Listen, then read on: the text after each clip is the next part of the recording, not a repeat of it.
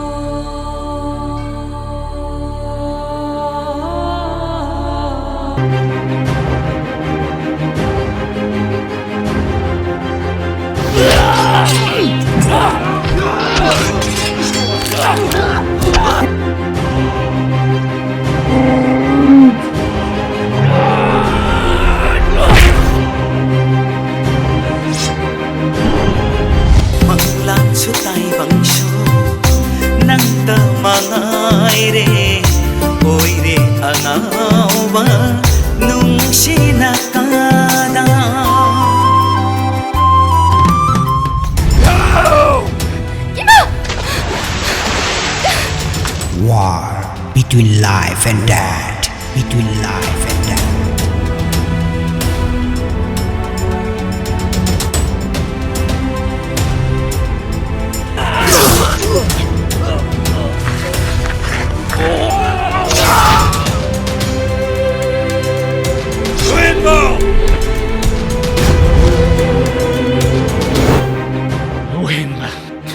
Yuhenba!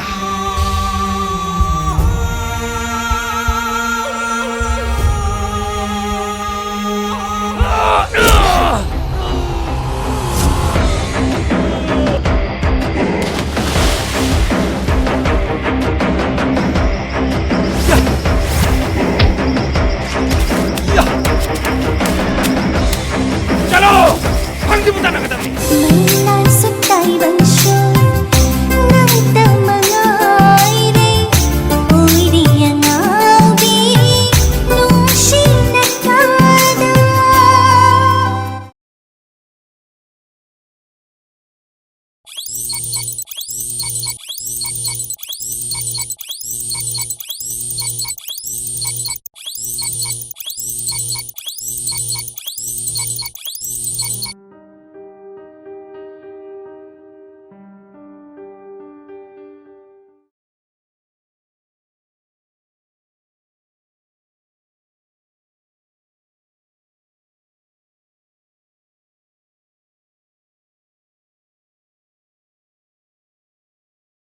Ladies and gentlemen, may I call upon the stage Miss Starlin to perform her piano solo. Please give a big round of applause.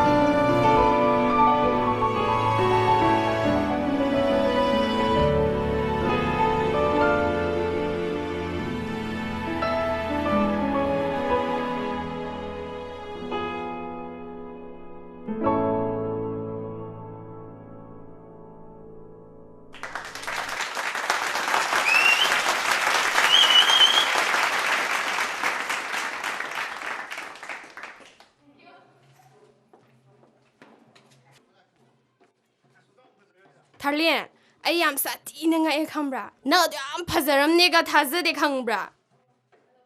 Asing mane Thailand, na do man kon kan have I Taza de have. Kahide wano da. No hinay bunung sibi bayne. Mi to pa na de ka sunungaram. Asing bayne. Doi program na trauma thangi sa. Mane. Chalo do shaluro. All the best. Thank you. Thailand, I'm the guy cool. As on top of Pazar than Ozi Komodo. As none of my con can you Tazarudin, Kanata Makenamgo. Thank you. Ado Maso Kano. Sida Maso, biochemistry, the final year. Oh. Maming Manga. Hello, I'm Tharlin. Hi. Thailand, Nanga Hore is a slow. I am the Jogi ko.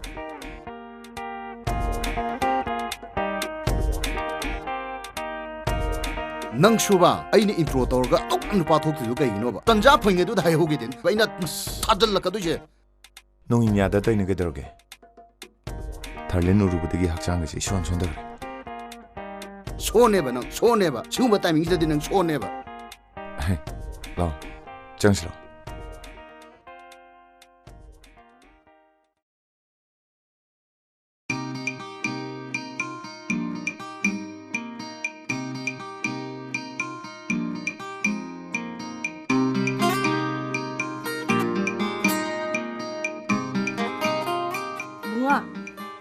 Ima school thiengkhre nangi chai singa imana chemaga thamamami ko Oh yarema matam sina ne ngali boy ninge thiengki bai ta khanghodi nangi dinga si class leitro Oh ima ngasi di class leiti oh phare dudi ima chalu ki ko Hoi ima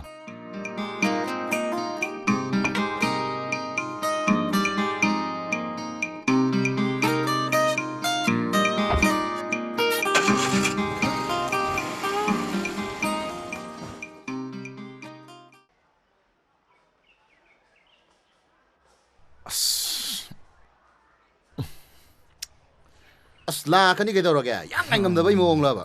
La gonna come hang a moon. Come in to check that do you know? Two nine Malazu, I am in winning with. Adusum mini. Nang pang the he.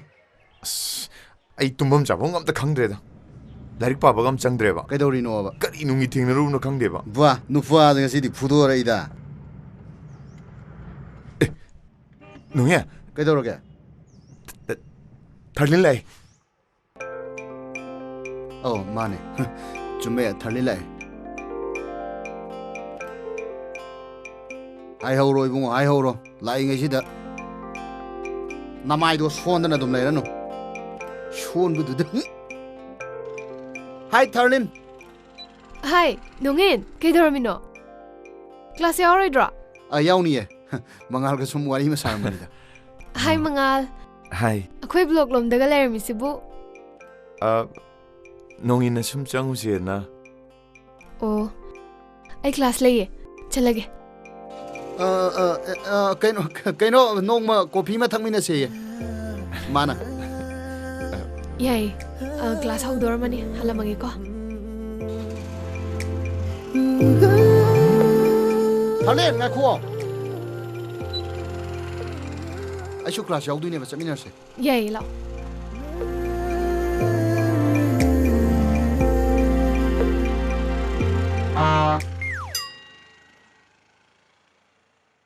Me maning the gatong adana. What in I need na?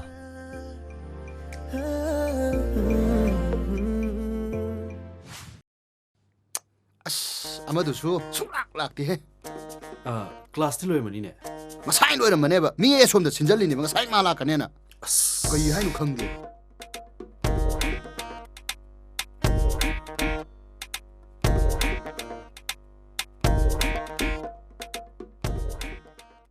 Luckily, when I'm the second now for this. Class lo idang ay niyojita. You want a side in I later. Pau pona bro. Nongin niniwa, nongin, Nangado the Nevina, Nana Tazala Tuido. Masaka can't in the eye later, Silama never. Get over remember. Yun jombo more. Chong never know me hundo. Chong just so. Kari interest no makoina sa taxi kay haisibo. Chumna sumsa khangnabagi marumapang amo isena haiboiramganida. Lily khoi di maru mapang daga matam yam ma haning dreda oi dog do adu dum puningi. Oi baya baya wen si kedoge. Wari gadi. Moi la e. Mayam kiam kurge yor kwa. Nga oi. Mayam kai chasiga. Mayam kari chasiga. Nongin. Nongin cry cro. Inau no sha support ke lege. Cha ba ya ba loi puthoro. Coffee taruka. Awyani putorake. Mangal sidi phajamali man ai kesu pamo karati tak taw ani sidegi ama phana ba ai lei konsina horage. Kana dong mandre ipa su hafe chana ba mitse uitharaga nungshine teng jalage.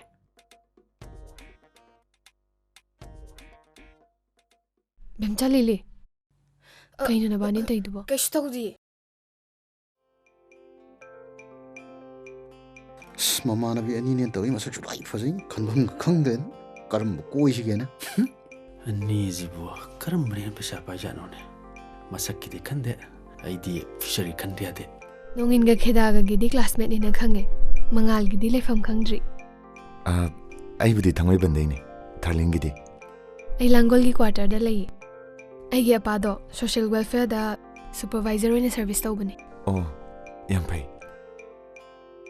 Mangaldi yam phaba mi male. Pharangani ko. Yam phabane. Masak sham phajabane. Akhoi dei ju hen bane. Like da jo dum nai bane dum. Yam pharam ga da ba male. Phabane. Ai dong to bane.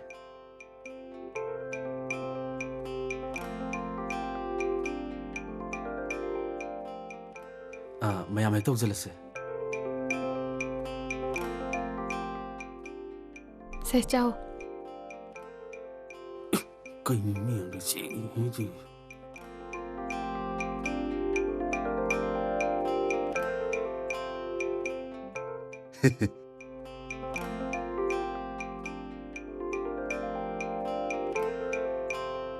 Darling, aina nunguna karam na phongdokani. Phongdokpa ngamdabagi awabase. Nangnadi karimta khangamoi. Aina nambu kayagi matik nungsi habase. Nangonda amutangdi khanganingkreda. Chao.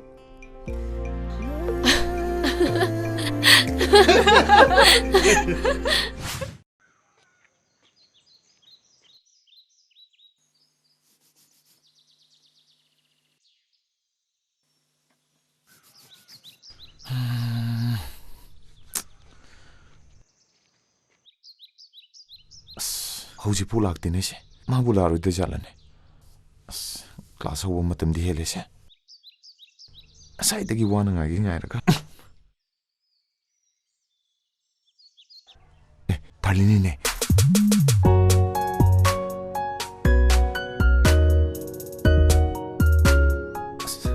Lakti lai se. Kamai thung si.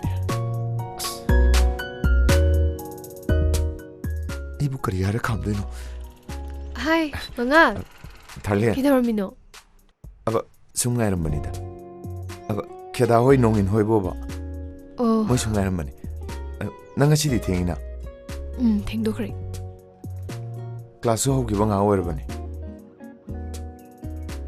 Action phamaga moi ngak tangai mina ba yabra. Yai. Class nang roi da bani na ko. Kes kai de.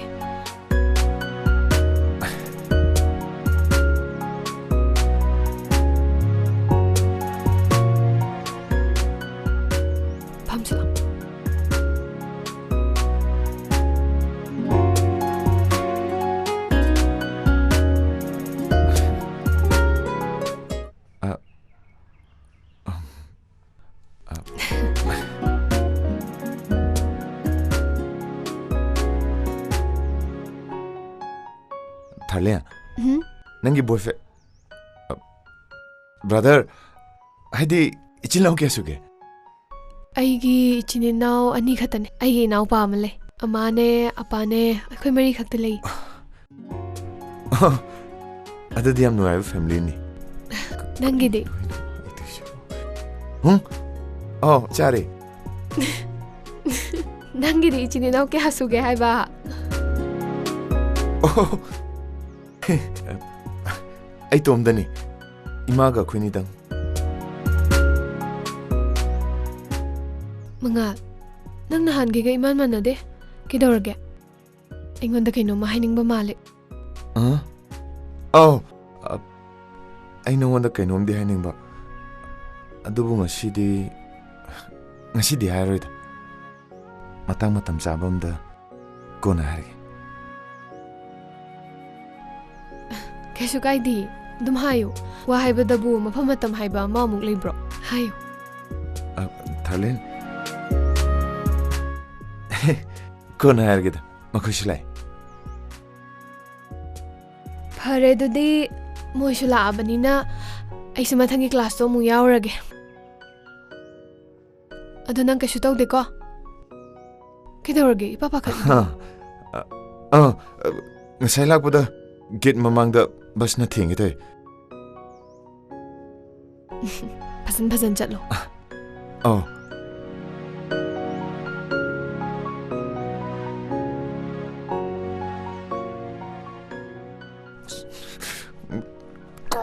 I hope something.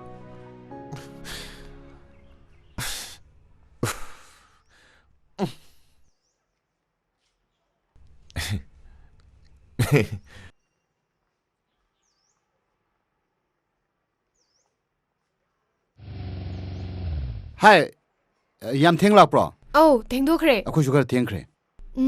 Hoi jong hi ko. Mathang class yaurge.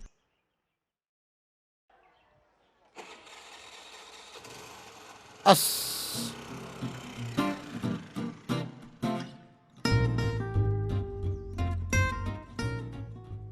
Nupa jodong to mi leba na ngari chapung ngamme duni. Thabak biya kalami nangju. Phongdokhraba. Mahong di man mandana.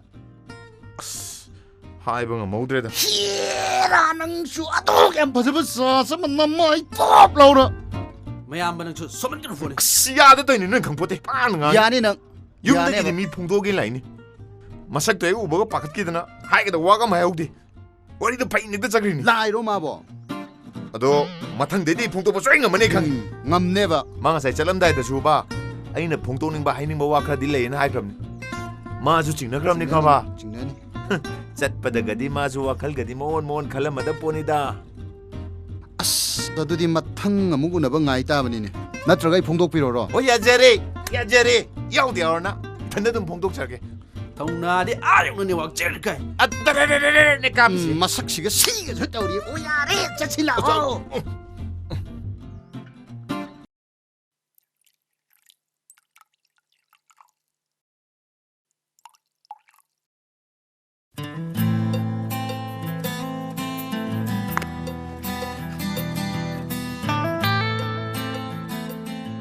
Ma, padi thiang kana ama. Thiang kan ni hairam bane. Tharlun. Kari noi ma. Nang lai pa ba yang watli ko. Hayeng exam result akan da kapchani. As ai chu lo yam pai da ma. Noi khang du wan ya. Ama, apa de halaktribo? Nang se halak paga. Napa hangabra. Udabaduda chumna sumhang banida. Se sa thau se. Che. Kidawra. Hantak nangi birthday da paga magna surprise gift am pi na mi. Kai gift hai thardan. Kasu nate da. Handak nangi birthday se khara chauna tawgi tawbani. Adudi yam harawina. Adudi handak aigi marup mapang khayam kauge ko. Kawo. Ima sak thonglu khige ko. Mashi.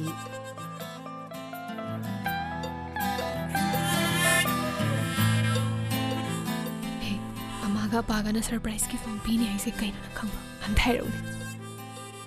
Si che ju khang de. Surprise win khang ke dorga. Kai pot oi jano ne moi na yunda surprise gift am hai siba. Wedding boy san. Ai na rauna dum logan.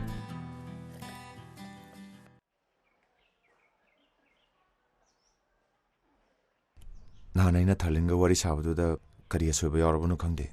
Mani University Lactrice. Hoine mana lactribasi, ngasi mari mangai di suri. Kaido we hours anu kang din. Magi sa simple boy ganida. Nungya. Kaido kita. Liliga mem chaga dana am tang bigira. Hang lavani ne ishu. Mushu kang din hai. Matam khara lakhiroi hai. Ita. Ai ching na bji sum hengale. Mane ngon sauni muler jalo. Laifam di thokte ita.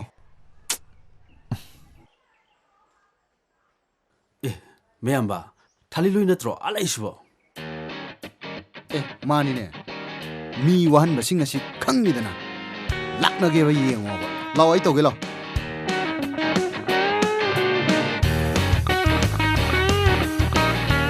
Mayam, kay wari sanaramino. Nupi siyan sira na kanarami ba? Kanagi? Aigi nupi. Masabu khangdri malida. Hai pa sara no ibe ma mi ma sen ngang na jabda. Haima, chopi he. Mangal. Boy, kauriya tharlina. Oh, how? Lakli ba date 19 sida aigi birthday ne. Aduda mayam shoy dana laktaba yade ko. Lucky. Hoy yai se. No any show laktu na tro. We ni se laktoi ne. Nakhoi ni invitation su yaw bane. Mayam soidana loi lakpiu ko. Mangal chalu kige ko. Soidana lau ko. Chatle.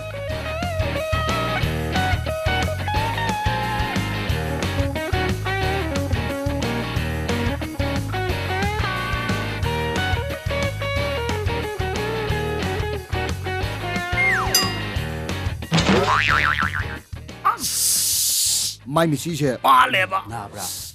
Na ye. Asi sielu bi so haire ne. Kari ba no si do. Asi jilu ri ga di kai no. Ha, ai no pa ma no. Jilu ri ga di kai no ba. Ha jilu ri ga di kai no ba. Mai ko ma si. Nang di si wa de hek so. Na khom ni. Kari no gong di. Mi gi thali ma gi birthday invite tor mi di. My birthday gift se kai bisige se ba. Akoi khanar ga ne leina ba tor se do shopudi. Yare adu di. Ai thoke. Nei khanar e tor kani.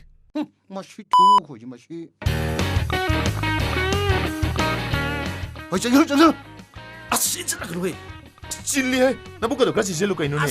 Uti ta cha sa la kai. Lumi hai. Ma u ya ro nang di wang da na. To khanar ne ba se. Loi thamam jani. Ai na bu ka do ka si selu hai.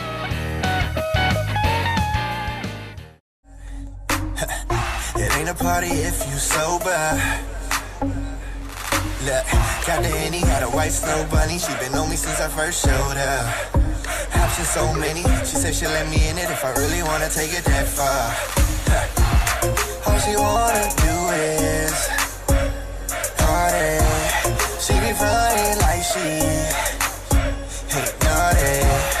From the looks I can tell she want me. Thirsty dudes all on her, but I had to snatch. All she wanna do is party, I can tell that she want me. She got a man, but she not like, ooh, my bad. She bouncing all of my lap, and when I'm done what I'm doing, I'ma give it right back. Hey, hold up, grab a tree and roll up in her, pop a couple bottles, baby, power. Cause a party ain't a party if you sober. We gon' do it till the morning time. She gon' let me in it till the morning time. Hey, like go ahead, baby. Say she feeling good, but a man going crazy. I done seen it all. Who you tryna show? Tugging on my arm like it's time to go. Se, juice payo. We ni di kai chakra. It ain't a party if you sober. Kidorge, ya mahina drabo. She been on me since I first showed up. Options so many. She said she'll let me in it if I really wanna take it. Happy birthday. Thank you. Thanks for coming. She be frontin' like she ain't naughty. From the looks I can tell she want me. Thirsty dudes all on her, but I had to snatch. No way. Shorty posted with the baddies and the homies. She claims she a freak, girl, you gotta show me. She heard I was the biggest freak up in the building. She heard I was a freak, huh? Baby, that's true. Just the love him all, but never tell him I do.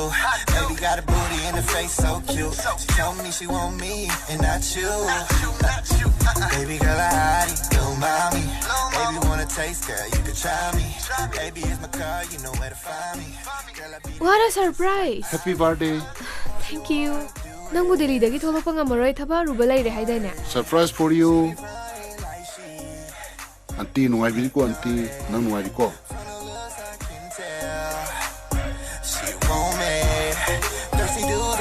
Adudi golboy su la amina ke kang na botoro sidana. Isa jing. Lo, ke kak tho si lo. Ngai ko. Pana, ngasi, nagi ke kak ngai mamangda. Nangonda kariguma ma khanganingi. Masi mayam de announce tawduini. Kaino pa?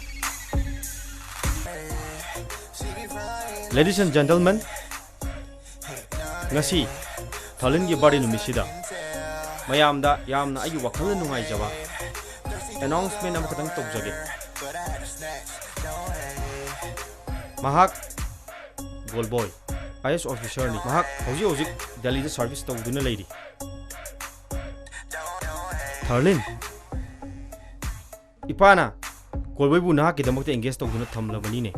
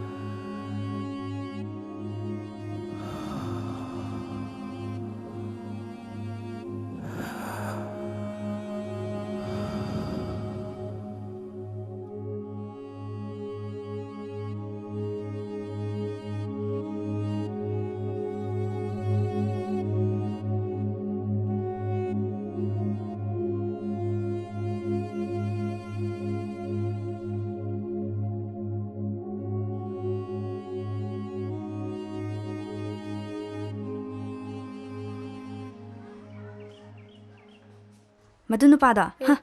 Kem khalun. Khang ni ba? Ma aina kai daw yengo ba ma? Nahan gi Thalin birthday chalubadagi mangal do dum lakhidrene. Kai do ba yor jano ne ma ba. Mayam bana khanjari duga mayam bikai kharmale. Mayam nungaiti. Ani himung la ayong. Asilere tu. Lao. Lili sai udadi lai ngam dramne. Sakti adum ya bane. Ai ya Warini bunga. Ai di imoinu ni imoinu. Ira. Henongyen, nang na ijelu re haine ha. Hai braba na. Hai ba. Aina kana da jeli ba. Ha, aina kana da jenge ba. Nang aina jelu bu nu pa du puthro. Nang masa khang braba. Lilia, nang am ta saw khino ba.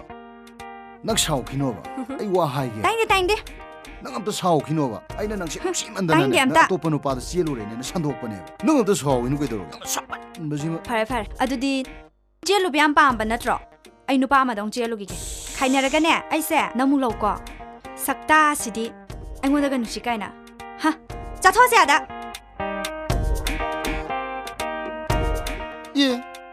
jening jenjau ka shukan vi de jelu ra sunupi jendra sunupi sap mana ba dubu jelu ro fomo on brane kain khan vi de jening jenjau ikai khang wadagi kang kolle do sumbudi sumbuzari da nang sumo hora braba Dongin Thalin noi ni sidage dawmina Kastok de sum mangalak ta bro nasidi malak mangal do aigi birthday numit tagi dum ungidre mabu kai do ba yawarge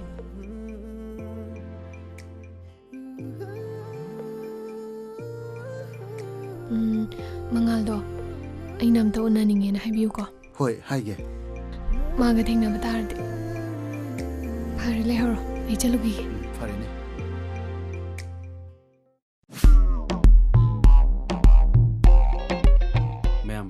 mayamna Thalin nusia ba Thalin na khanglam adum ma huji khanglam ma ati luhonga da ba heng ta ngara ba mana huji khangi na ke dau sa ba hera nang dia du da ne ba ne toro ka du he nang dia du da ba ne asata da ko me ta do he thuru ko ji ji te ka da da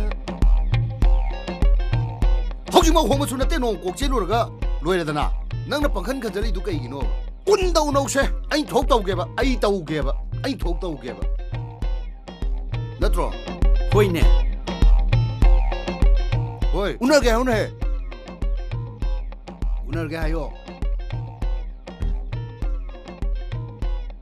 unar ge to adu ne ba natro ngasai ha ri phor de ba sa chasalo nasa song na ba di pakan kan jalu no ya chasalo hoi ke kon thok la to ro ge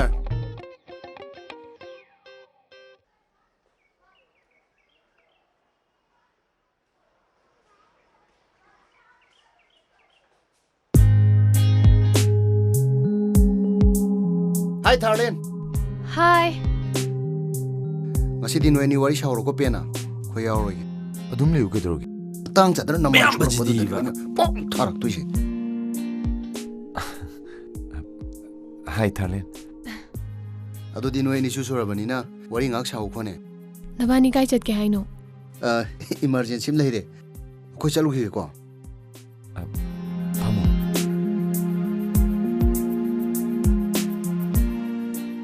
Nangna kaigino nahan aigi birthday numita kemta hairamdana tumina lona chakride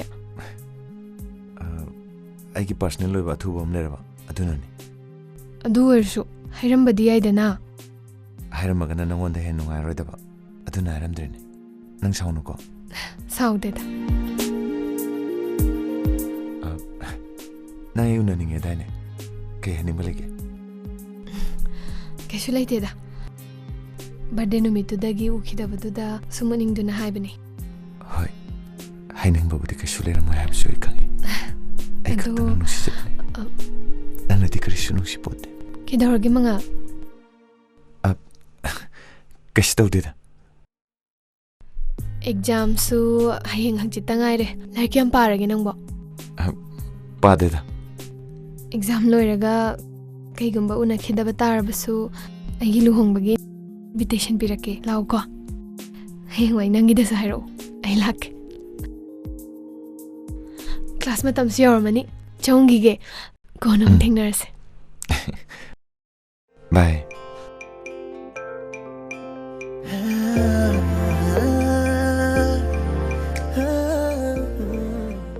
Darling nangai budi warau gano nangna luhongduna megi oikibada aigi mit asina yengba ngamoi Tharlen ai nangi mit mang amuk hana lebdaroi Tharlen ai de chatkrage nangi punsidagi labna chatkrage labna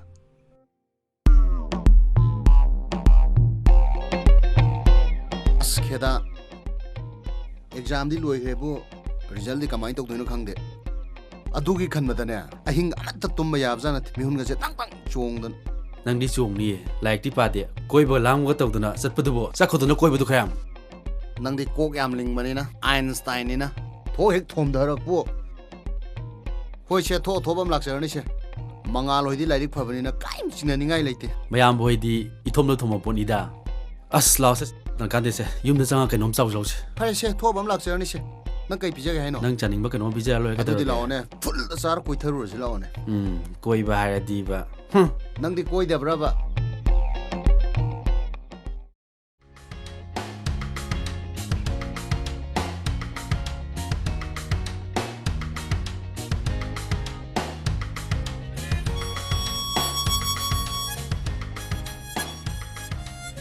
ai second day out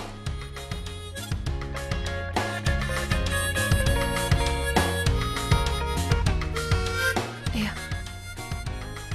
mangal se yung ni first day out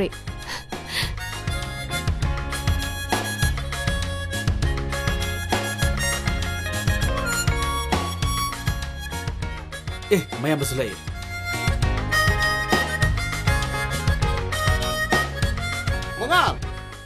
handak ki do nang na first star bani handak ki biochemistry ki do nang na first class first star bani ne congratulations first class first day out bani thank you mayam nungai re congratulations mayam ai kitang halam ngakhu ngasi di mayam se nang na treat tagodaba natro hoi ai nong soidna to kitang halam ngawru jalo sibo kaigino mana first class first fauraga ꯀꯦꯝꯇꯒ ꯍꯥꯏꯔꯝꯗꯅ ꯆꯠꯈ꯭ꯔꯤꯁꯤꯕꯣ ꯀꯩꯗꯧꯔꯖꯥꯅꯣ ꯀꯩꯅꯣ ꯁꯤꯕꯨ ꯉꯥꯎꯔꯕ ꯀꯩꯅꯣ ꯃꯥꯅ ꯄ꯭ꯔꯞ ꯆꯠꯈ꯭ꯔꯤꯁꯤꯕꯨ ꯃꯥꯒꯤ ꯑꯁꯨꯛ ꯅꯨꯡꯉꯥꯏ ꯃꯤꯀꯨꯞꯁꯤꯗ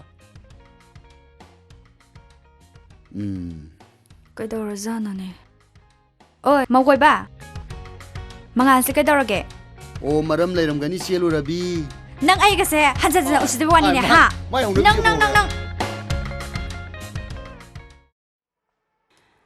ꯏꯃꯥꯒꯤꯗꯃꯛꯇꯗꯤ ꯑꯗꯨ ꯍꯥꯛꯅ ꯈꯜꯂꯨꯅꯨ ꯏꯃꯥ ꯌꯥꯝ ꯁꯣꯟꯕꯁꯨ ꯅꯠꯇꯦ ꯇꯝꯕ ꯍꯥꯏꯕꯁꯤꯗꯤ ꯃꯇꯝ ꯆꯥꯔꯤꯉꯩꯗ ꯇꯝꯍꯧꯒꯗꯧꯅꯤ ꯑꯗꯨ ꯏꯃꯥ ꯍꯌꯦꯡ ꯑꯩꯅ ꯃꯄꯥꯟ ꯆꯠꯈ꯭ꯔꯀꯥꯟꯗ ꯏꯃꯥꯅ ꯌꯨꯝꯁꯤꯗ ꯅꯊꯟꯇ ꯂꯩꯍꯧꯕꯗꯣ ꯃꯗꯨ ꯈꯜꯂꯨꯕꯗ ꯆꯠꯄꯨ ꯆꯠꯅꯤꯡꯗ꯭ꯔꯦꯗ ꯑꯁꯨꯛ ꯆꯥꯎꯈꯠꯂꯕ ꯃꯇꯝꯁꯤꯗꯕꯨ ꯀꯔꯤꯒꯤ ꯑꯗꯨ ꯌꯥꯝꯅ ꯄꯨꯛꯆꯦꯟ ꯄꯤꯛꯁꯟꯗꯣꯏꯅꯣ ꯅꯨꯡꯇꯤꯒꯤ ꯐꯣꯟꯗ ꯋꯥꯔꯤ ꯁꯥꯟꯅꯔꯒ ꯂꯣꯏꯔꯦ ꯀꯔꯤꯅꯣ ꯅꯁꯛ ꯏꯁꯛ ꯎꯅꯔꯒ ꯋꯥꯔꯤ ꯁꯥꯟꯅꯕ ꯌꯥꯕꯁꯨ ꯂꯩꯔꯦ ꯍꯥꯏꯗꯥꯏꯅꯦ ꯏꯃꯥ ꯅꯪꯁꯦ ꯑꯩꯒꯤ ꯏꯃꯥꯅꯦ ꯍꯥꯏꯕꯗ ꯌꯥꯝ ꯆꯥꯎꯊꯣꯛꯆꯩ ꯊꯃꯣꯏꯁꯨ ꯌꯥꯝ ꯆꯥꯎꯏ ꯏꯃꯥꯅ ꯍꯦ ꯆꯥꯎꯗꯕ ꯌꯥꯕ꯭ꯔꯣ ꯏꯆꯥꯒꯤꯕꯣ ꯆꯠꯅꯕ ꯑꯗꯨꯝ ꯊꯧꯔꯥꯡ ꯇꯧꯔꯣ ꯏꯃꯥ ꯅꯨꯃꯤꯠ ꯑꯐꯕ ꯑꯃ ꯌꯦꯡꯉꯨꯔꯒꯦ ꯇꯤꯀꯦꯠ ꯀꯥꯗꯣ ꯀꯛꯅꯕ ꯇꯧꯔꯣꯀꯣ ꯍꯣꯏꯅꯦ ꯏꯃꯥꯅꯕꯨ ꯌꯥꯕꯤꯔꯗꯤ ꯑꯩ ꯆꯠꯅꯅꯕ ꯇꯧꯔꯒꯦ ꯑꯗꯨꯅꯤ ꯏꯆꯥꯁꯤꯗꯤ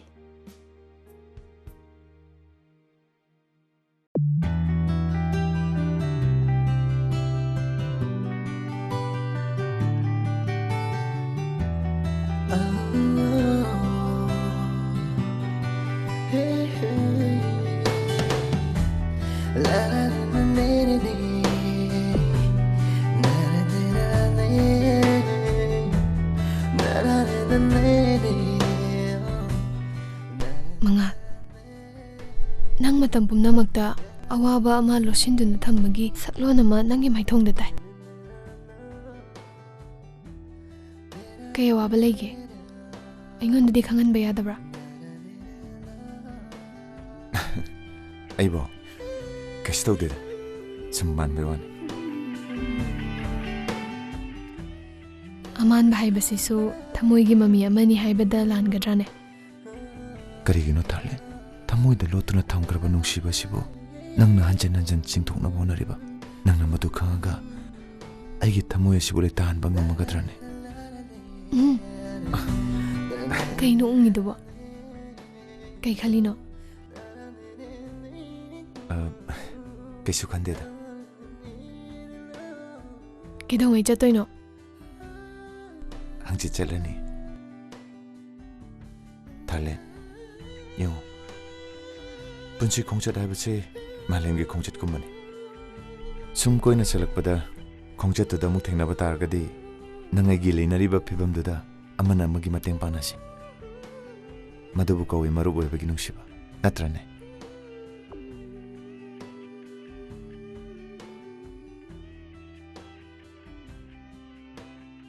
ꯑꯩ ꯈꯤꯇꯪ ꯉꯥꯜꯂꯝꯃꯒꯦ ꯊꯦꯡꯛꯁ ꯐꯣꯔ ꯗ ꯀꯣꯐꯤ ꯆꯠꯂꯒꯦ ꯕꯥꯏ ꯕꯥꯏ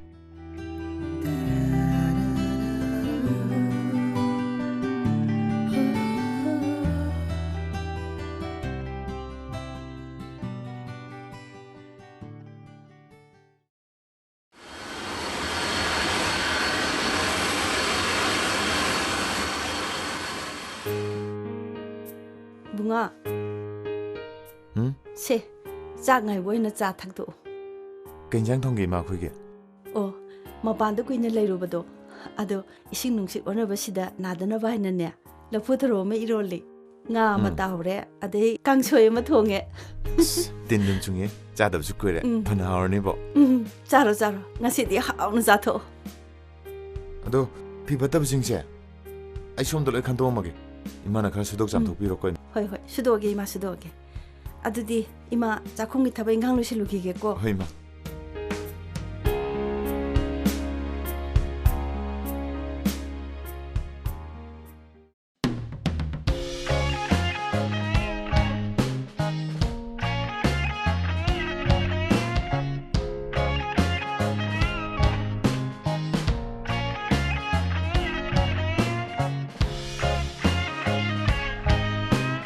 ꯍꯥꯎ ꯑꯩ MI4ꯗ ꯂꯩ ꯀꯩꯅꯣꯝꯇ ꯂꯩꯒꯦꯅ ꯁꯤꯡꯖꯃꯩ ꯂꯥꯏꯟꯒꯤ ꯀꯩ ꯂꯩꯔꯒꯦ ꯅꯣꯏꯕꯨ ꯀꯥꯏ ꯂꯩꯔꯒꯦ ꯀꯥꯏꯗ ꯀꯌꯥꯝ ꯊꯨꯔꯒꯦ ꯍꯥꯏꯁꯦ ꯍꯧꯖꯤꯛꯃꯛ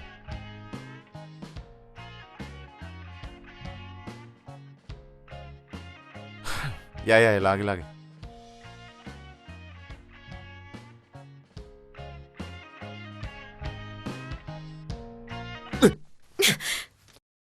Hey! Sorry.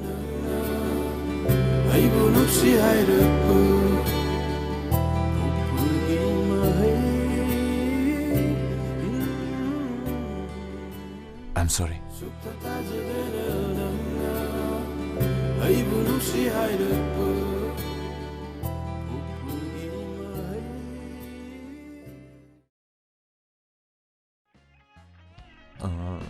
Yani, it's okay.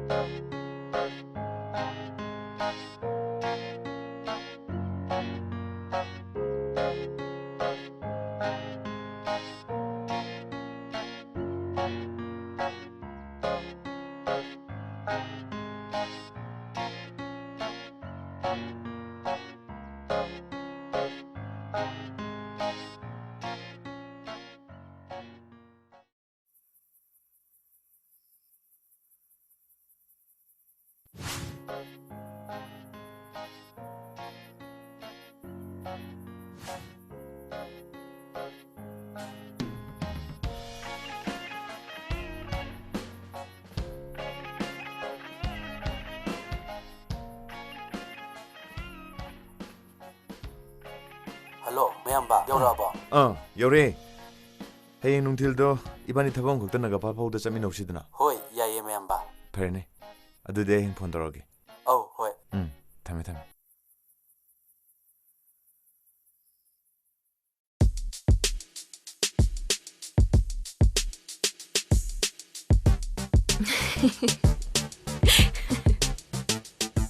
Numito, mayam mamangda tusanbagi kaijabana ba.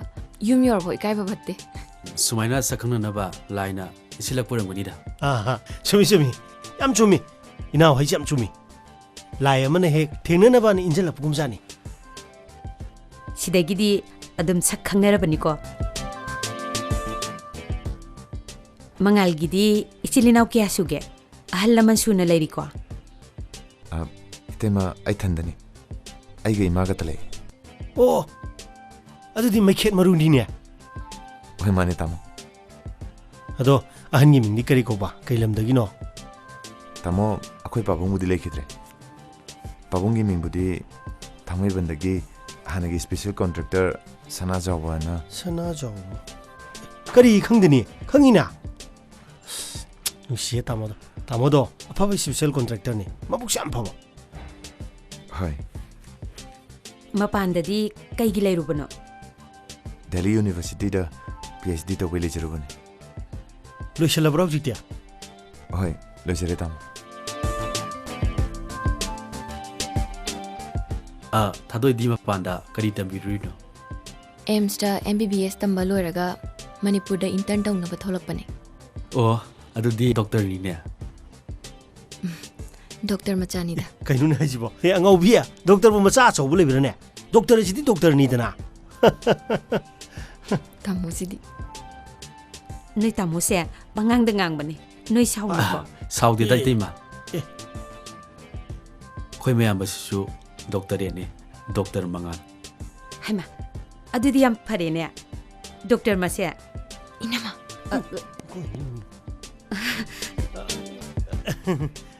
Nobani chawnu ko. Noi na tema je pakai ngangan bane aduna ni. Chawnu ko.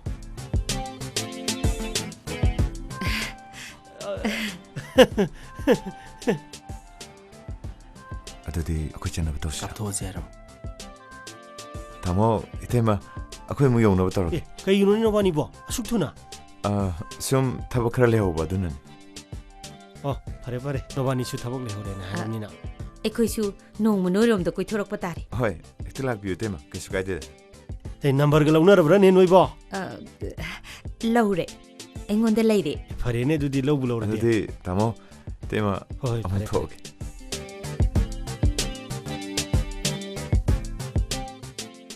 Jogi. Oh, chalo. Fajan chalo ko.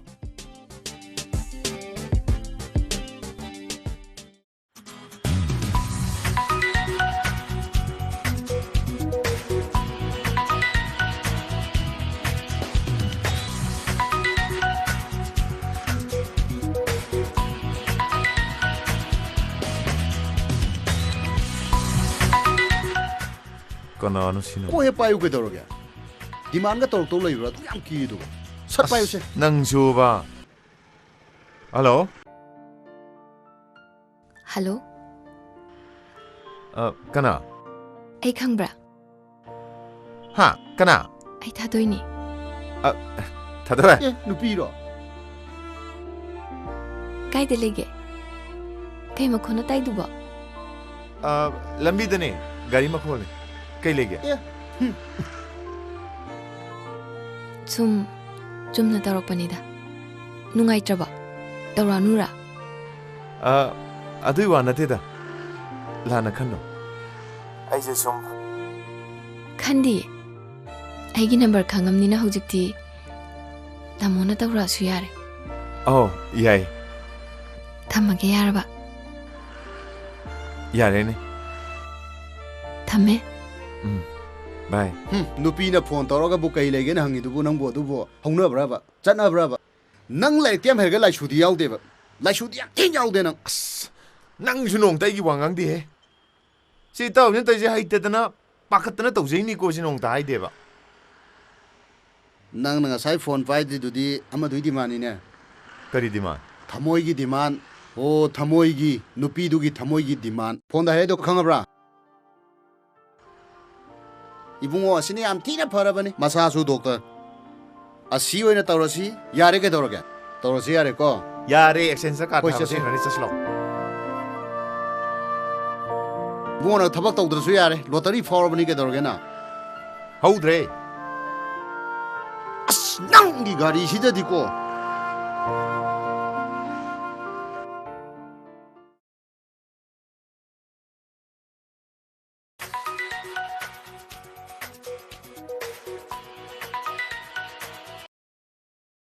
Thadoe.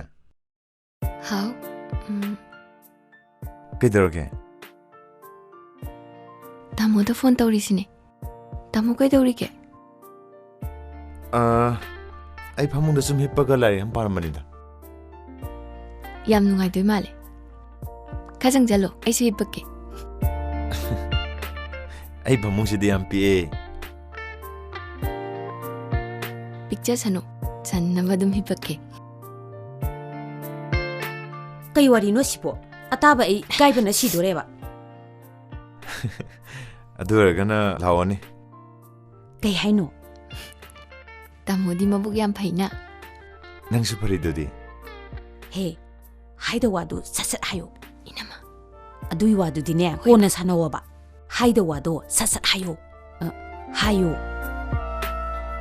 Tamo. Akhoi tamo ga inama ga punna haying tamo hoida lake na haige tawbani. Oh, yai lo. Adudi hayeng wen thengnarasira. Thamage ko.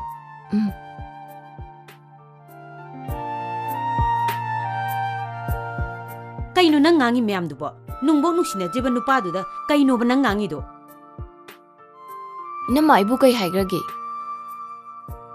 Nupa ya male bu haibane. Phazaye bu haibane. Hippe na haire. Hippake changjalo na hekta ma hai. Kaino ba nangbo. Natte nupa du na nangbu taungam bini aphau bine na khalamoidra ba nangbo. Kaino. Kai haidoino. Ai di nupam da su khangnaraktamnina wari sabu su haitana. Nangi haitabagi wari du dine. Aikhoi di taba gam tangam dre be mo. Ai kaino ne. Kaino taba ngamdre haini du bona bani na. Ha. Kaisu nateda. Haujikan gi sai se sum taba da nungai tabado. Hoine. Haujikan gi sai jinje direct heta haine. Na konga si I tai mi taba da. Bema. Thadoe. Nangi amadu pau phaunari bra kamdori ge nangbo. Phaunari tamo. Hayeng lakani na haigre. Phare phare. Hayeng do nungdawarum na kenom chathorosi. Kaim khalunu afaba mi isdi nan thon ba yaba nati. Kaim hangoirunu tamone yai rei sini. Kaim khalunu. Aduga manama. Nangna supporting role do phaja lor kadam ni ko. Best supporting award lai hai sini. Adudi kai pidoino. Nangi bo. Necklace mari do chawpam sari ya natro. Yai.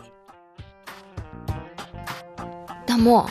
Heroine ge wati pi roi dro. Heroine award bu mangan sai no the pidu si masi award ni ne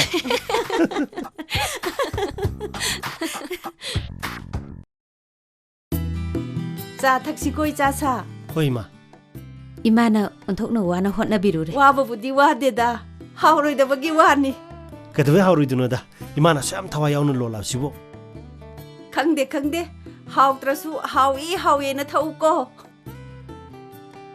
thadoi kai dore nang diwa gam ngang dre de kai chu tau de da tamo mangal ekoi lak pasibu yam hainadra ba wa gam ta ngang ti adui na te dai te ma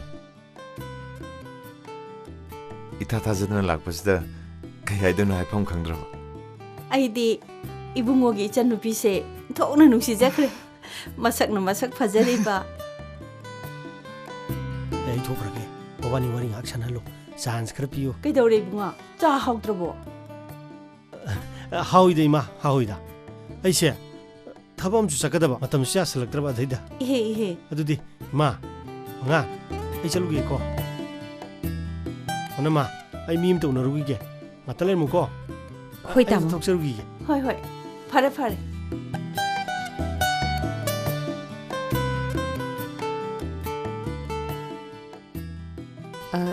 ima ai kanum ta hajage yaine lao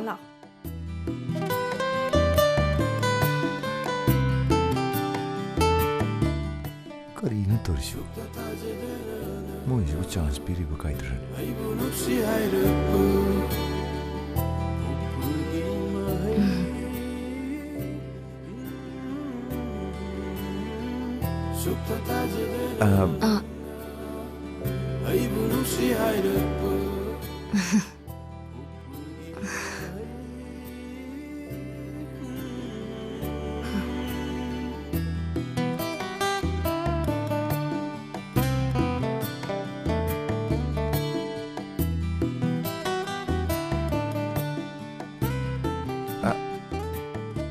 tamo hayo no yum jam nungairam doi male ai leirege ba oh yai leo tamo ji mabu yam phaingo aina hairinge dum yai adune aine imo waijaning baga ichai be mana phongdorak baga onthokna tan jana khre adune ma irujaning baga thonga tek baga chapmane haibado aina su ichalgi boroi janing baga imana su ichalbu mau oining baga chapmanare adune shailagum siko aidine doctor ai ba sinpham se onthokna pamjakre ekhoina su aphaba ing tappa phattaba chinjak sijinadaba ekhoina hek thirakpaga chap hek chanare ado thengainarabanina thokdo wa thokdo tholase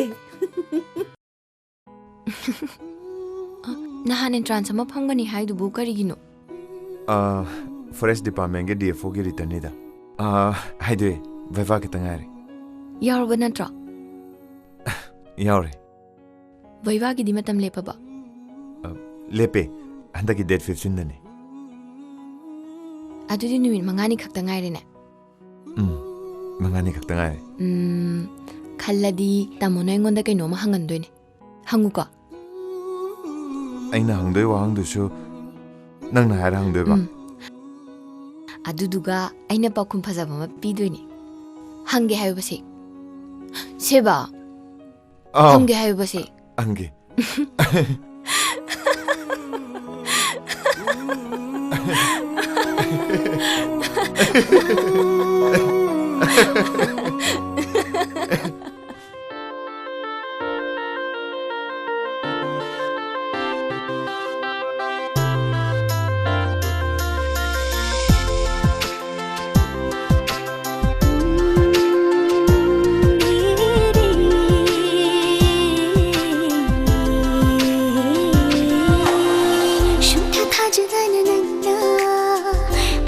She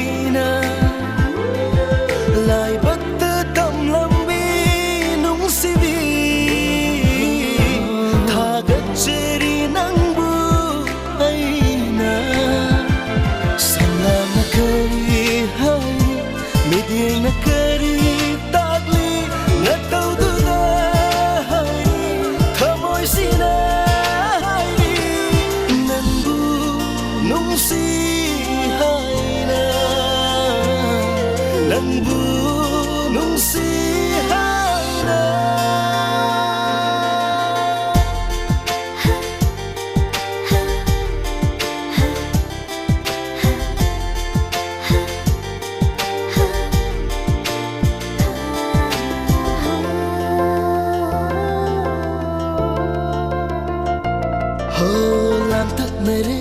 khoirang hale nangi na taubada haurangani ipom kaya khoyum masu antak nere khoirang hale nangi na taubada haurangani ipom kaya khoyum masu hende hende bahusara nagondagi hende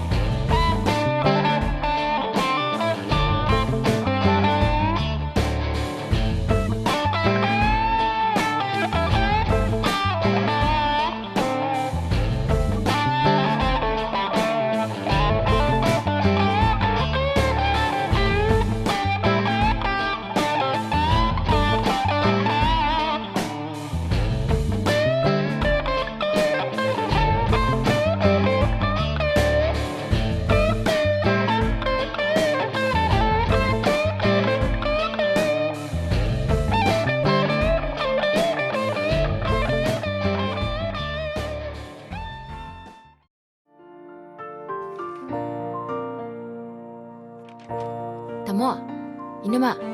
자, tamo.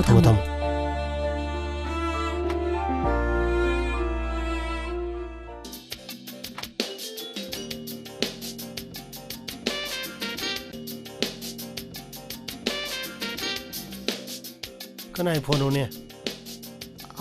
Tamo mangali. Adu pai udana. Pai doini. Ai ko. Sakinu ke doroge. Sidum sau ke doroge. Nene na mai bani di stage sune dum khalo. Kaim khalo no. Thomas si wari sao. Sau ke doroge. Tat kre. Wok pai hoge de later na. Tamo. Nungai pa om tong ke tong. Thaba yam chimbra. Chindi. Kai paung no. Ai forest ki defo khale. Ha, asengkiro. Asengmani. DFO ina khale ba. Congratulations tamo. Congratulations. Thank you. Thank you very much. Ai pau tam ning dan tau ne. Ai ko nong tor ke ko. Thamage. Hoi tamo. Tamo. Inama. Tangado DFO khale. DFO का doctor का हाय Yang harap. DFO का doctor का हाय हाय लाओ थम joke लाओ काट दे थम joke लाओ आई मने बनाओ दे आई भी बनाओ दे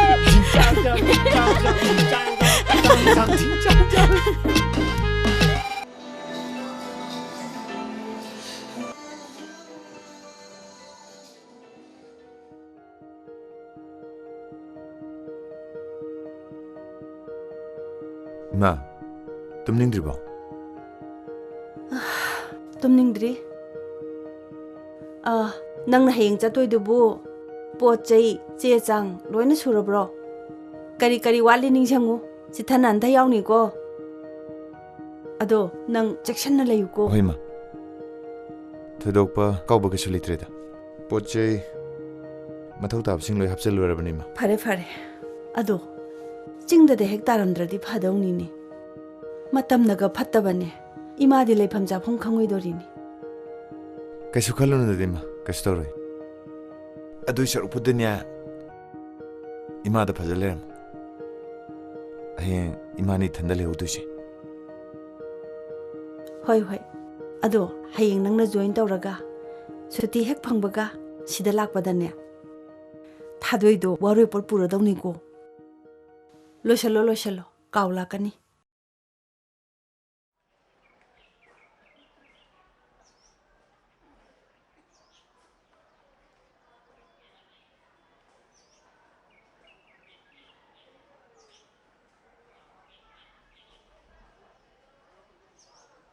किधरोगे कैसे तौदे mahusaka manadaba saktam ama nangi namaida mamitai chume ngasidi thamoisi su mahusaka manatri adunane hoi tadi thamoigi mami do mai thongda tabani natro hing chalani haiba natro adiro nang mai thonglan silido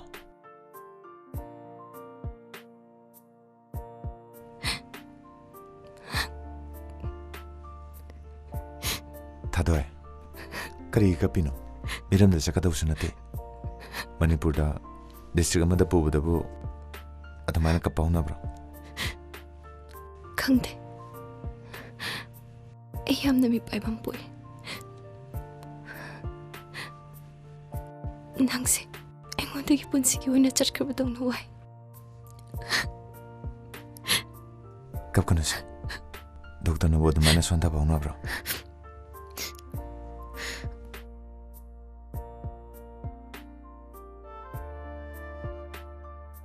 Bro.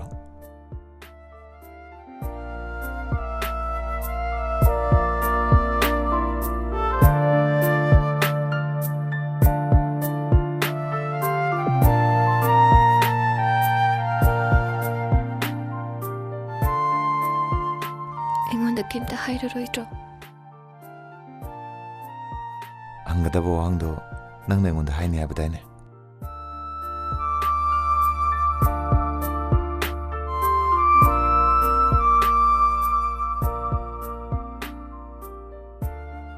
Aigi mitluda nangi mitlu namu namtang yengbiu aduga soidena khangani aingonda hanganing liba wahangado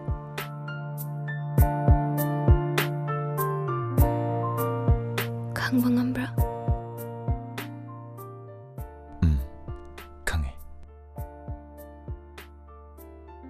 aigi mitlu nasu nangi mitlu da hanglabani wangdo aigi mitlu nasu Bakom pirabane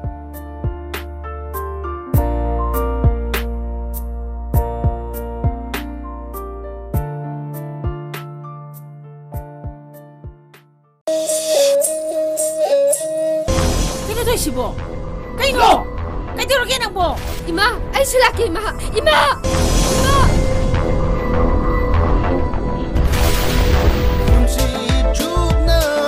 As mapando en chawrasiba Kainomdi chagise kaino punsi chupa nangi nakta dum leradoi sidi Liri humba malangba thembiramu nangna Liri sekpa malangba Facebook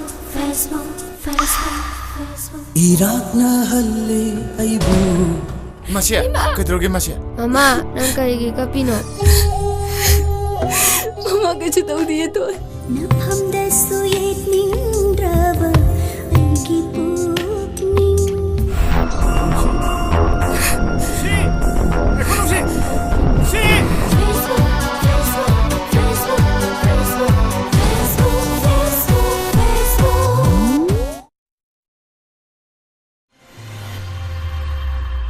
Hi.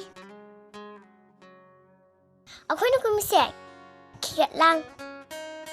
Riyasen eh. Dakon film do. Riki riyasen. Ay se. Lai sabi ka sa din eh. Pagkadro kang di eh. Pagtruso niya. Langnar ka nuko. Hek nung naraba. Pagtiherba. Nemdalaga niya. Puni. Kang bra. Pare, nang kayo ningi. Ay di pulis ningi masa. Adugo jaje. Dam mam tabudani. Uta tabul ma haibang na bro. Kaya hay na. Ozana, ma yam piramina. Imana, doctor oyu, engineer oyu, adu oyu, ata oyu. Hairani. Ay no ni medi chief minister. Lari hejo hajo chief minister oyu pa me. Power private chief minister. Adu ozana ma yam piramina. Ay chief minister oyu pa ba. Ay pangaraba. Kapine. Ay pangaraba. Oza, nang yang pati. Ay kita boleh hai di do. Pare mo. Ay ngasih din onda. Mak kita pilih ko. Ine. Fajadro. Ine gi sengjudi. Pian gai cara kita une. Adum tambiro yarani. Kaya gino haya ro. Ho ibungo tambirage. Ine. Jabran ta yeng ba. Hoi ne phasai ne. Kaino da nang na hana purak paduga manaram jena. Kaino hai subo. Ai chakani ko. Oza. Ekangi oza. Manipur ki ge bati je. Michang mi khaina. Yam so ne. Yam taptro. Yengoni oza na chilang khatra. Ngaliga amatari. Ngaliga amamutari. Kona tapna amamutari troja. Amta mande. Ana ko ta mande. Aduna Manipur ki garbati je. Michang mi khaina. Dai oza.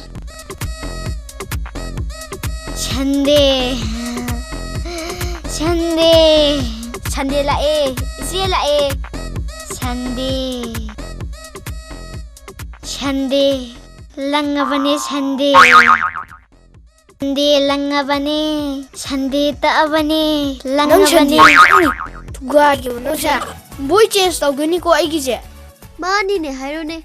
Nang na haduni ne ina ngai je. He, tao ko dana jing do munna. Oja, moi loina ma fuji ko. Fudo ni ne. Hairo. Ai si da munji ni ko oja. Hairo ne. Ida lam ni das.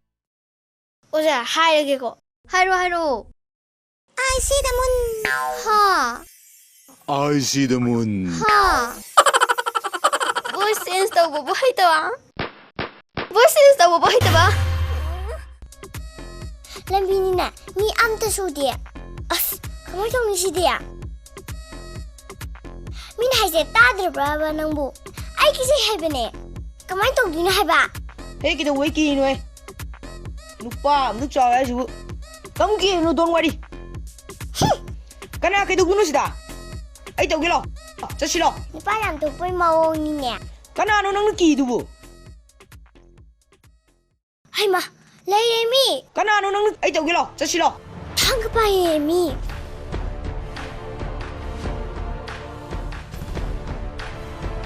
Ai ha tu ja ro mai se.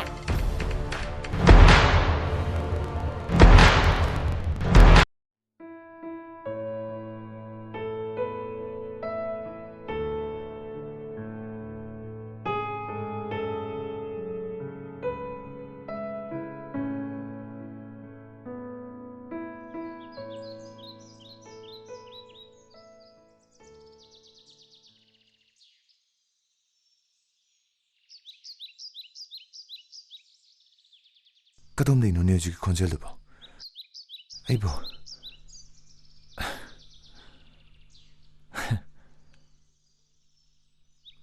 खलोर मालेदा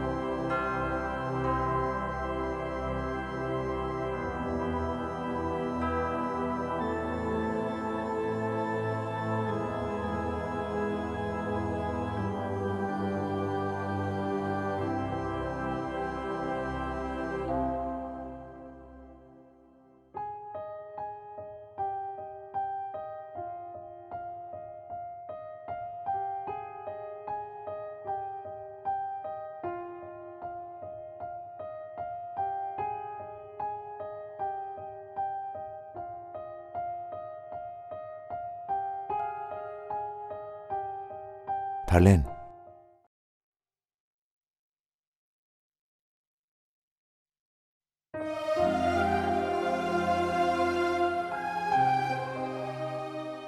Mangal na draw. Mani, ay mangal ni. Itatazada na sida kamay na. Ay sida Forest Department gi DFO na sa spudon liraban. Congratulations. Thank you. Imong manong halaman di loy nungari ko.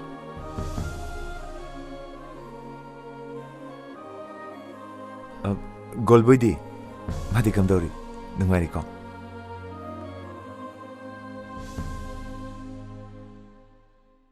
Kari ay sige mangal. Madi.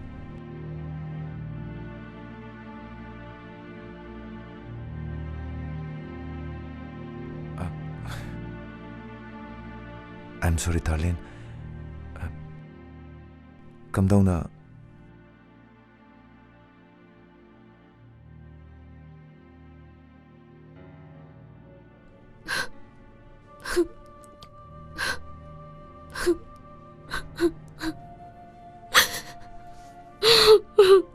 Darlene. Please, Darlene. Are you okay?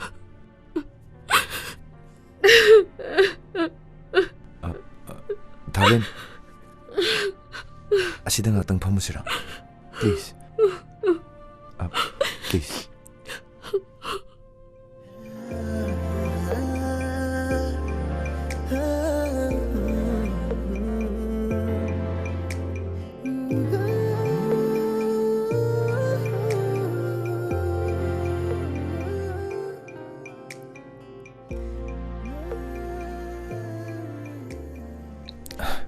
Are you feeling better?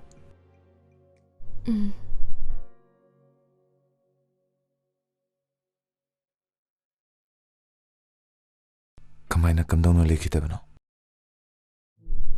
Aigi imong manong amadi Goldboy gi family na. Yamna harawta yamna. Aiga Goldboy ga engage tawgi.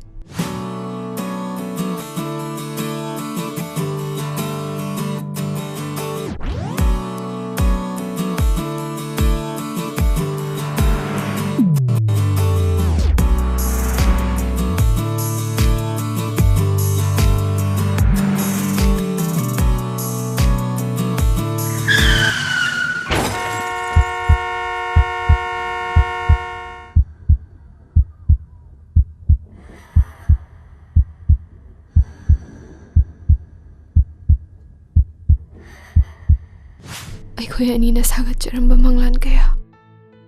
Numito daloy na kaiki. Ibanigi punsigi ahu bukong chatuda. Magyaro iba mikuboyki. Ibu tadog na chat kay mate.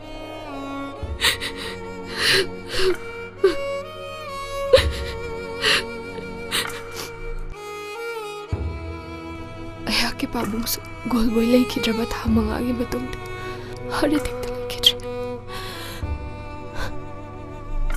थालेन पुचल दिखबा तगनो नंगी इमुंग मनुंगी चावरबा responsibility नंगना पुरिबनी ऐसु नंगी अवा नुंगाइदा सरुक यागनी कुइरे को अखोइसु थेंगनखिदबा अखोइ university की तांककदुसु याम नुंगाइखिबनी मिमांगदा lion उरे lily Bemcha खेदा नोंगिन मखोइदि कमदौरी मखोइसु lion नुंगाइरि मखोइ यामना फबा मरुप ngатane मंगाल की family दी कमदौरी नुंगाइरि हाय बताए Nandi yum पालब्रा पांद्रिदा अदो नखोइ युमदी स्वाइदे पंगाप लापत्रबो लापत्रे अदु ओरगदि आई थिनबिरमगेदना इमागा सुननिगे होय एखोइ माना सुनंग उरगा हराउनी लाओ चसला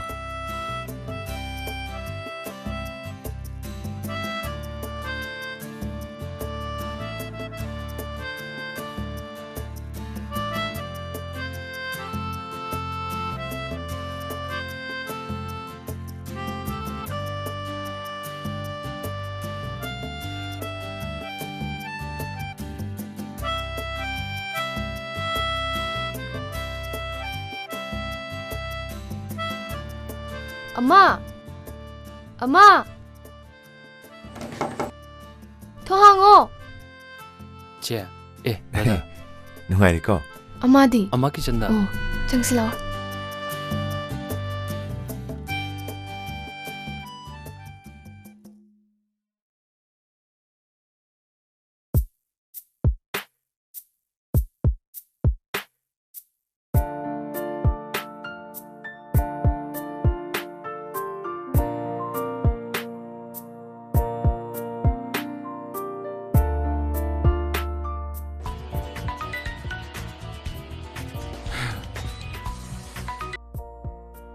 थादोए के लेरगे करी लेरगे कई हाइने कइसु लेते चक्रगा अंगोंदा फोन तोरकनिगा खंगदेने ऐसे तौगे खलमबनी अदुदा इदी थबकसे नौना जॉइन तौबुनिना थबकसे खर चिनबा अदुनानि नंग साउनुको साउदेदा तामोददी कइसु साउबु ngamde साउगेना खलमसुने तामोगी खोंचल ताबदे हेक्ता साउबु फगी असेंबेरो हाइसिबो असेंबगिनी इस थाजदना वांगांबगा सेम हेरमेने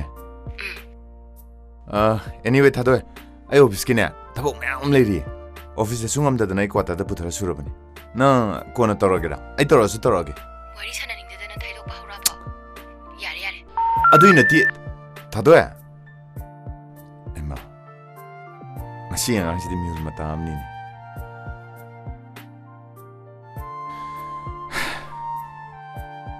करी नोइगी थमोसना स्वामनै ताद्रिसना कैनो इन तोगदसिबो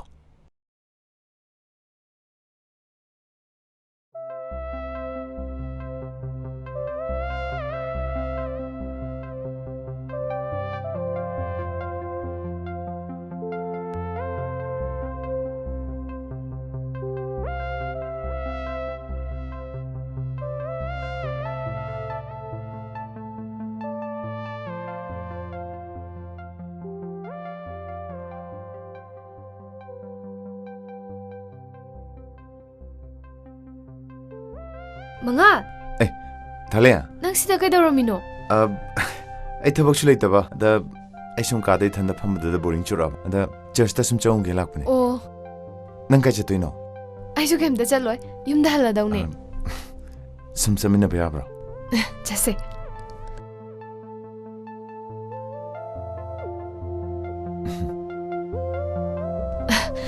एखोइ खुनसे नुंगाइब्रा नुंगाइ याम नुंगाइ सिदगी सुम हनिंद्रेदा पुंची जुबाबु लेनिंगे नोगी इम्फाल सु याम नुंगाइ दुदी इम्फाल गी निन खोंग मरमक्ता लेनिंद्रेदा सिददी इंगसु इंगी चिक्सुची सिदन हेन पामी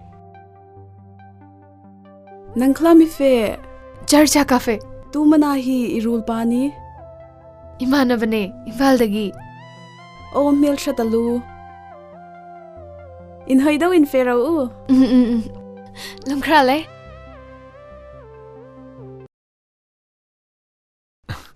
Kay no ay dubo. Oh moi na hai ba nang sen na sayam phajai. As sukthi ba ngonda bo phajai hai dubo. Makoi mami to loi so opsan. Nang phajai si di. Yam thagat pire bo. Thalen ai di nang chinoi khoju yam popular ba male bo. Mayam na ibu nungsi bi bani da. Ai gi silai ba yam phabane. Dubudi mayam da nang na nungsi biru bagini. Mayam na mu nang mu nungsi biri do. Ado ai di nang gi wam na cheche. Asi yam pamje. Thank you. Manga yum di yok salai. Chong gi sira. Changaroi geda. No matang chabam do in changagi. Pare. Changagi. Thalen. Ai nang wanda wa ma di phungto ning ba. Kai wa no hayo. Hauji hairo geda. Kono matang chabada hairo ge. Pare nang changro. Ai ju sakragi. Ado di changagi ko. Bye. Bye bye.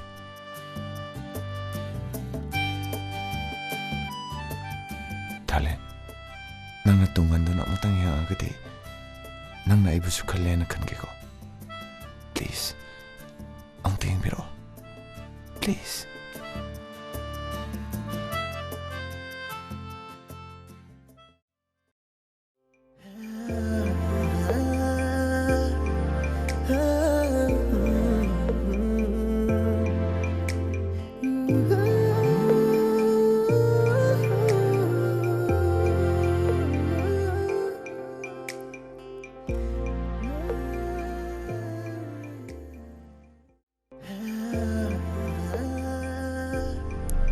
Ibani gi punsi gi au bu khong chat tu da.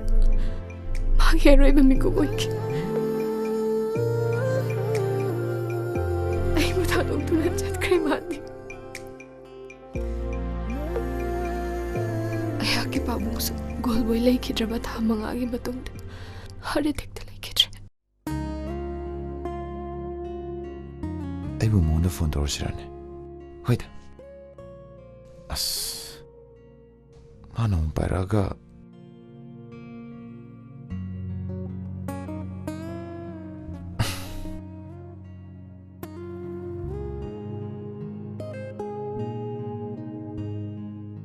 Ang tati tau kita.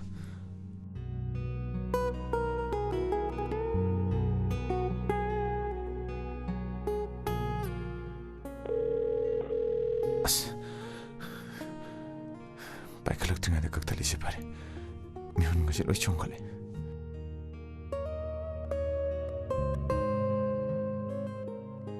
Pare, pare. Tahu tadi targe.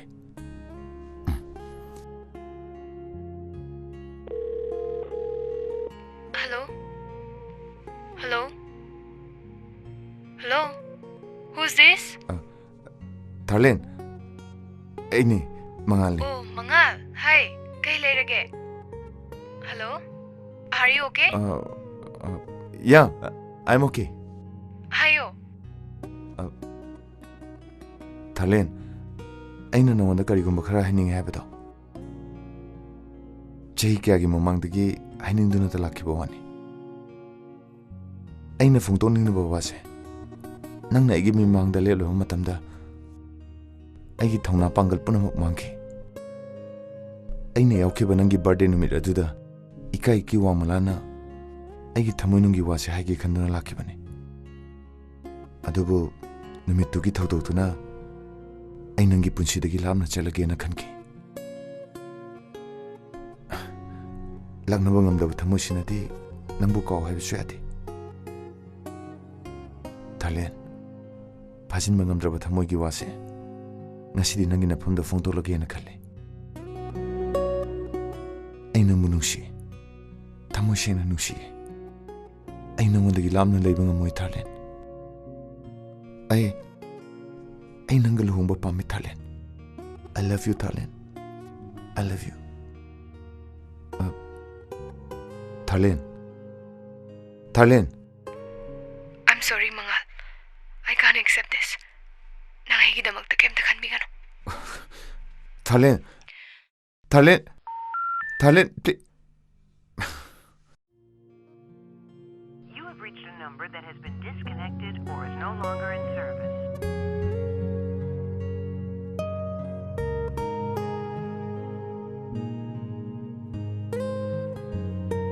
Sango, mangal. Sango, pamo. Pamo. Mangal, kay thabaki la ino, sumna sumlak bro.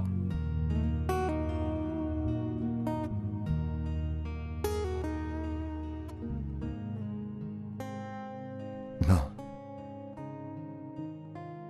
ngasidi imagi na pamda, nachai karigumba amta nije. Mangal, please. Ma. Mangal, please. Thalin. Mangal, hayo. Imada kari haning ba? Hayo. Ma. Ay Thalin bu tamo sing nusi.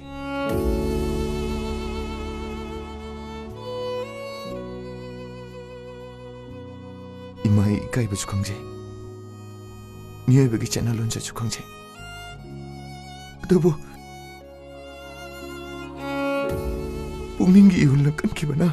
Tungda kari or kani khachik tabu khataba tawdana. Imagi khongchuk chabalak cheri ima. Ima na chabong akpiyo ima. Ay Thalin gi wakal da ngaw vibe duwari ima. Ima. Ay na mabu matam kaya gi mamang tagi nusi jaraki. Adubu. Pongong kidabana. Akoy nigi marakta chobo palamoy ki. Ima. Nachabo ang takan biyo ima. Nachana piga aushana. Imagi na pamtagi ni cheri. Nacha magi lai baki wari shukoy na tajari. Ima. Ay Thalin galuhong mo pa mi ima.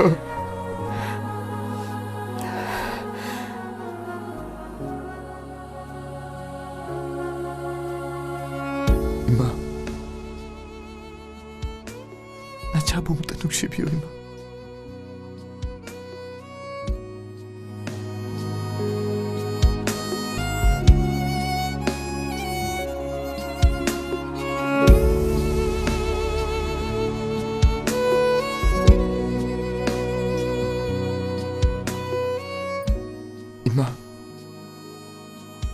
Imagi na pamda nachana chobo polmo matak charame. Mashigi da mukta. Imana na chabo lobihan. Adubu ima. Aigi tamush na tikangi.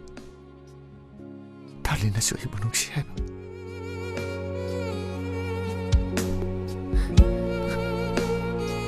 Nacha saruki.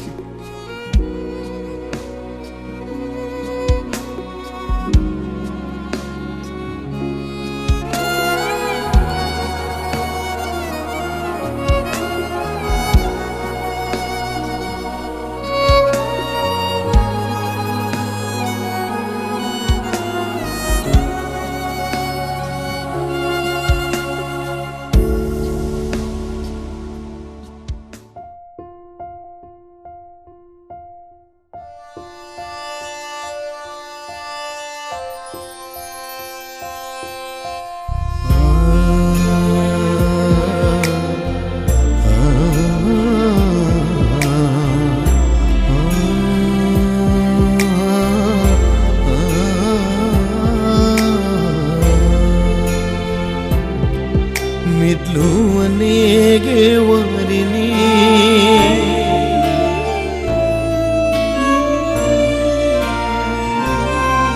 Mitlu anege warini yengba damag yeng naraga hankiwa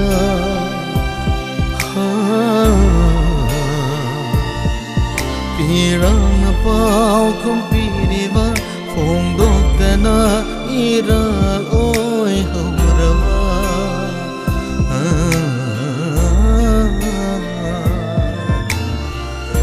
taino fam khangdana khangli ꯂꯤꯕ ꯄꯟꯊꯨꯡ ꯌꯧꯈꯤꯗ꯭ꯔꯕ ꯅꯨꯡꯁꯤꯕ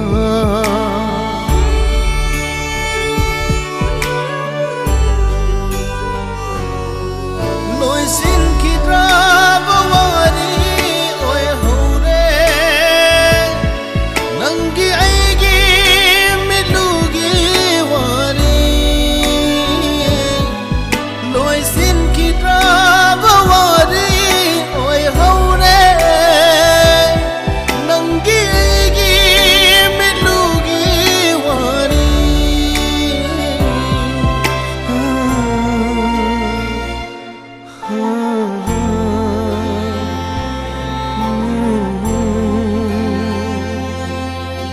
ꯀꯥꯏꯅꯕꯒꯤ ꯑꯋꯥꯕꯅ ꯋꯥꯍꯜꯂꯔꯣꯏ ꯑꯃꯨꯛ ꯄꯨꯟꯁꯤꯕꯨ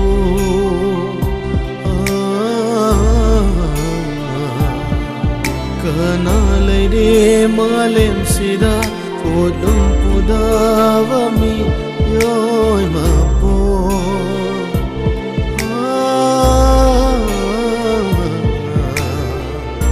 ꯆꯩꯅ ꯃꯈꯜ ꯃꯥꯟꯅꯗꯕꯅꯤ ꯄꯨꯟꯁꯤ ꯃꯍꯤꯡ ꯈꯦꯠꯅꯕꯅꯤ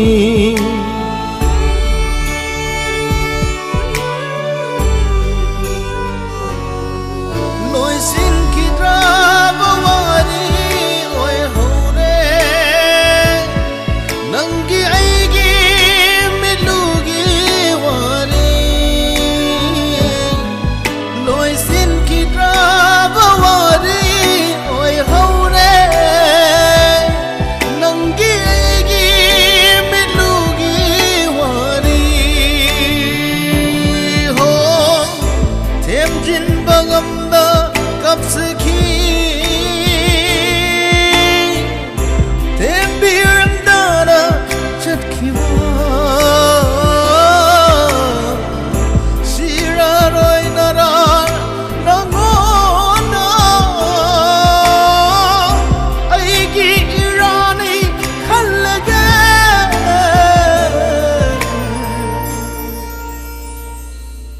부두나 할레게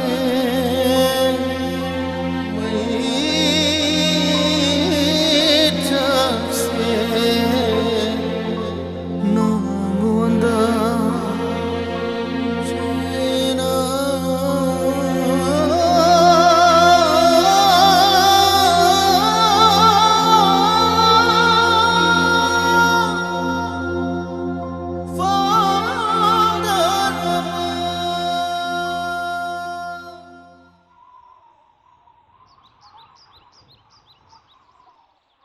Hello. ꯌꯥꯝ ꯅꯨꯡꯉꯥꯏꯈ꯭ꯔꯕ ꯃꯥꯜꯂꯤ ꯐꯣꯟꯒ ꯑꯝꯇ ꯇꯧꯔꯛꯇꯦꯀꯣ Hello. Thadwe. Kay habno tadre. Network se yam nuaiti. ꯇꯥꯃꯣꯁꯦ ꯌꯥꯝꯅ ꯅꯨꯡꯉꯥꯏꯈ꯭ꯔꯕ ꯃꯥꯜꯂꯦ ꯍꯥꯏꯕ Hello. Hello Hello. ꯇꯥꯃꯣ Hello. Hello. ꯑꯩꯗꯤ ꯇꯥꯏꯌꯦ Nang nari doi am ta tadre. ꯑꯩꯅ ꯍꯥꯏꯁꯤ ꯅꯪ ꯇꯥꯕ꯭ꯔꯣ? Hello. Nang haji kay haino. Hello. Hello.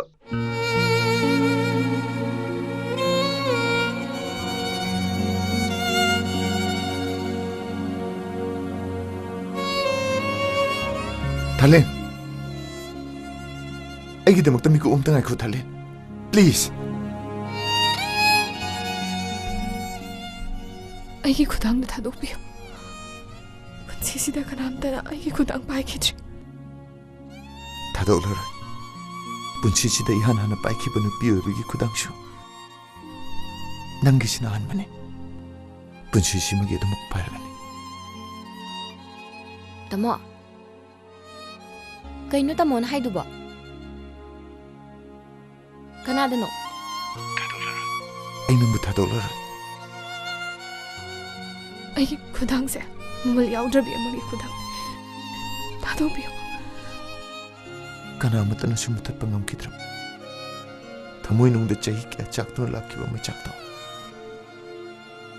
ꯉꯁꯤꯗꯤ ꯅꯪꯒꯤ ꯈꯨꯗꯥꯡ ꯄꯥꯏꯔꯨꯕꯁꯤꯅ ꯈꯪꯍꯧꯗꯅ ꯃꯨꯠꯈ꯭ꯔꯦ ꯑꯩꯕꯨ ꯑꯃꯨꯛ ꯍꯟꯅ ꯆꯥꯍꯟꯒꯦ ꯈꯜꯂꯅꯨ ꯊꯥꯂꯦꯟ ꯅꯪ ꯑꯩꯕꯨ ꯀꯤꯖꯗ꯭ꯔꯣ ꯃꯤꯅꯣꯛ ꯃꯩꯁꯥ ꯂꯥꯡꯂꯕꯤꯅꯦ ꯑꯩꯗꯤ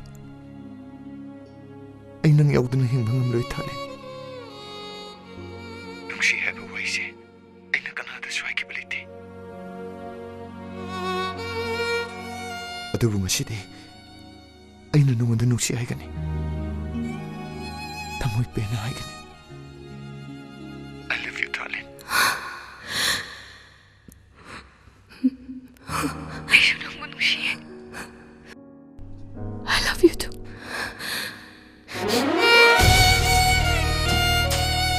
ꯑꯩꯒꯤ ꯃꯆꯦꯠ ꯇꯥꯔꯨꯔꯕ ꯄꯨꯟꯁꯤꯁꯦ ꯅꯪꯅ ꯈꯣꯝꯖꯤꯟꯕꯤꯌꯨꯀꯣ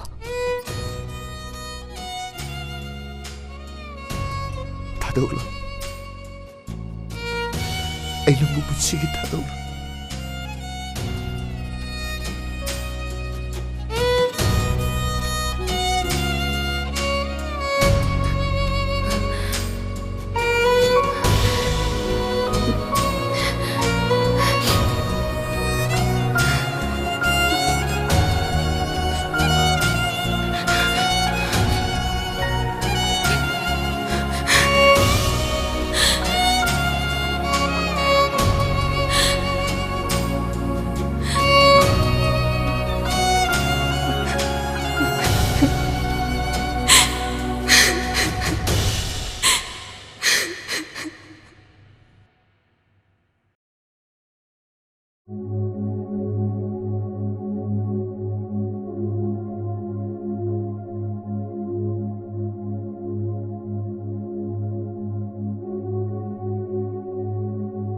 ꯑꯩꯗꯤ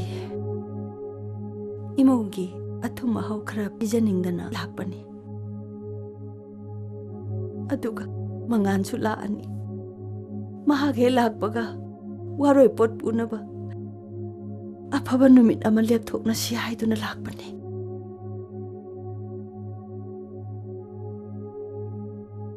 ꯑꯗꯨꯒ ꯑꯩꯅ ꯇꯥꯔꯤꯕ ꯄꯥꯎꯁꯤꯕꯨ ꯀꯔꯤ ꯄꯥꯎꯅꯣ ꯑꯁꯤꯗ ꯑꯩꯅ ꯅꯨꯡꯉꯥꯏꯇꯕ ꯁꯥꯎꯅꯤꯡꯕ ꯄꯦꯟꯗꯕ ꯑꯝꯇ ꯂꯩꯖꯗꯦ ꯏꯃꯥ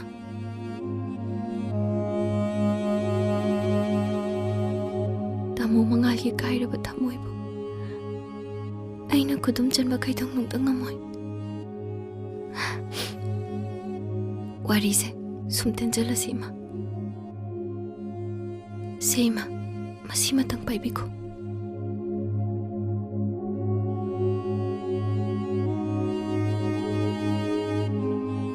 이베마, 낭 사오키노, 칸나키시. 아이부 와로비간 호이마. 아이기 타모이기 레마이다기. 타모 망할기 마밍데 못하자글.